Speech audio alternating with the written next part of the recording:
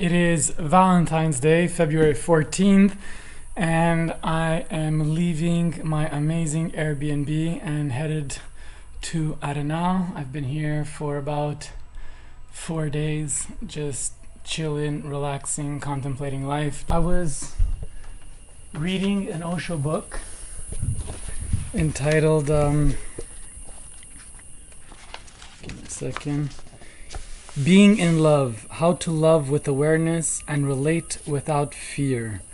So I'm just going to read a few sections of one of the paragraphs because it's inspiring and I feel like people should know this stuff. So Osho is asked, you have spoken about the ultimate harmony to be found in what seems to be opposites. Osho always discusses in binaries, opposites. But I feel that hate destroys love and anger kills compassion. When these extremes are fighting inside me, how can I find the harmony? So what is hate in fact? It is a tendency to go away. What is love? A tendency to come closer. Hate is a tendency to separate, a tendency to divorce. Love is a tendency to marry, to come near, to become closer, to become one. Hate is to become two, independent.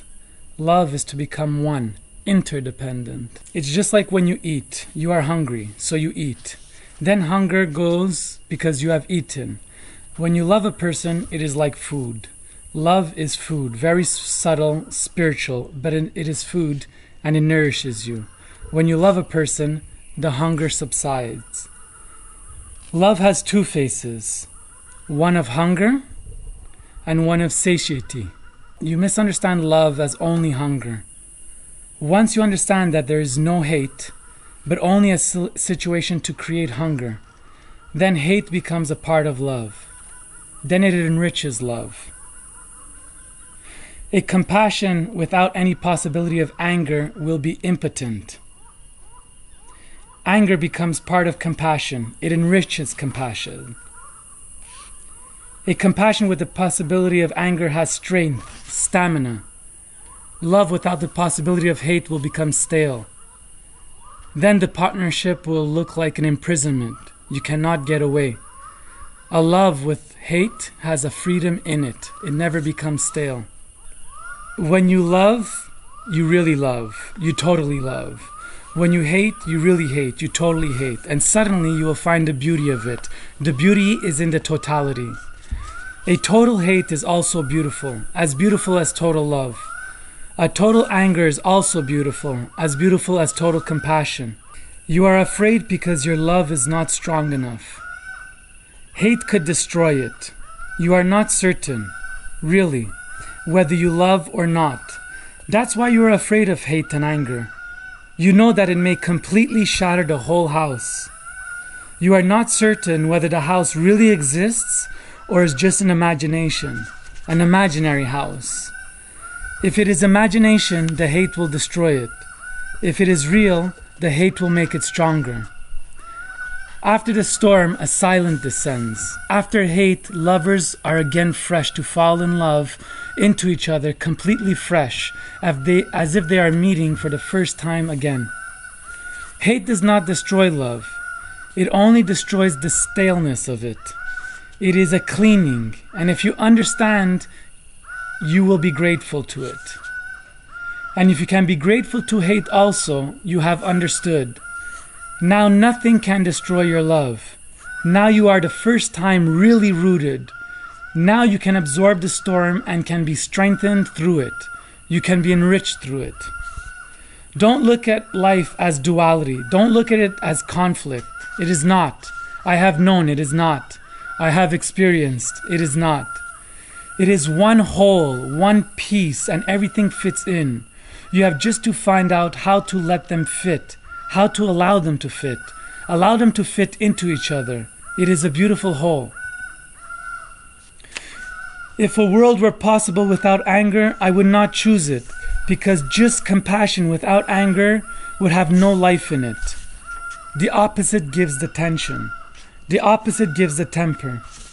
When ordinary iron passes through fire, it becomes steel. Without fire, it cannot become steel. And the higher the degree of temperature, the greater will be the temper, the strength of the steel. If your compassion can pass through anger, the higher the temperature of the anger, the greater will be the temper of the strength of the compassion. Buddha is compassionate. He's a warrior. He comes from a samurai race. He must have led a very angry life, and then suddenly, boom, compassion. All the great teachers of nonviolence have come from the warrior races. They talk about nonviolence, compassion. They have lived violence. They know what violence is. They have passed through violence. Only a warrior who has lived through fire has such a strong compassion or the possibility for it. So remember, if inside your heart these extremes are fighting, don't choose. Allow them both to be there. Be a big house. Have enough room inside.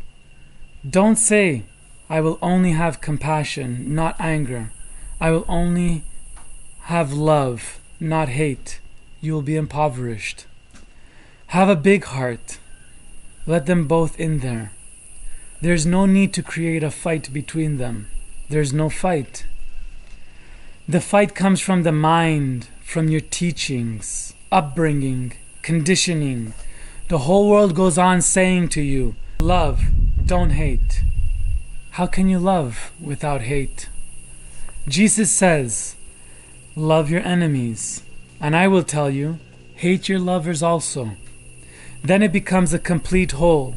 Otherwise, Jesus' saying is incomplete. He says, love your enemies.